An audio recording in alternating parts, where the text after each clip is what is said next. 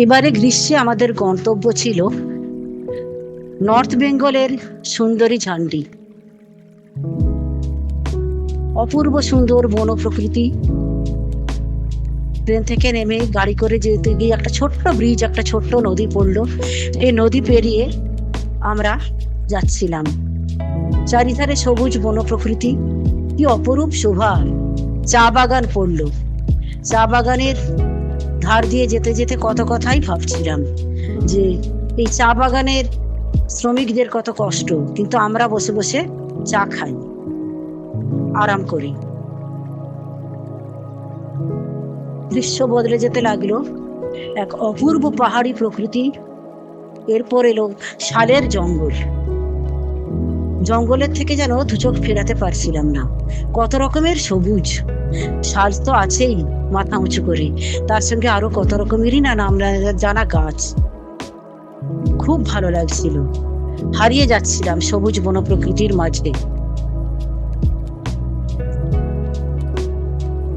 আমাদের যাত্রা আস্তে আস্তে যেতে লাগলাম আমরা, এবং চারধারের পটভূমি ক্রমশ বদলে যেতে লাগলো।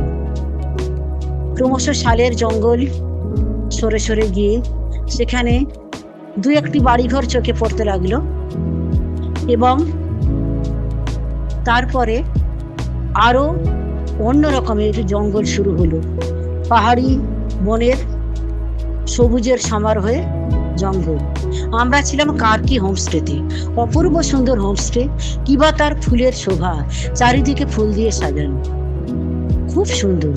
আর আমরা এখানে শুধু ঝান্ডের মধ্যেই চড়াই উতরাই পথ পেরিয়ে ঘুরে বেরিয়েছি, অন্য কোথাও কোনো সাইট সিইং এ যাইনি। 3 দিনের একটা সম্পূর্ণ বিশ্রাম, সম্পূর্ণ রিল্যাক্সেশন। ট্যুরটাকে আমরা সেভাবেই সাজিয়েছিলাম। প্রতিবারই তো ট্যুরে গিয়েও আজ এখানে কাল সেখানে ছুটে বেড়াতে হয়। এবারে শান্ত নির্জন নিরিবিলি এই প্রকৃতিকে প্রাণ ভরে উপভোগ করেছি। বিদায় ঝান্ডি, আবার আসবো।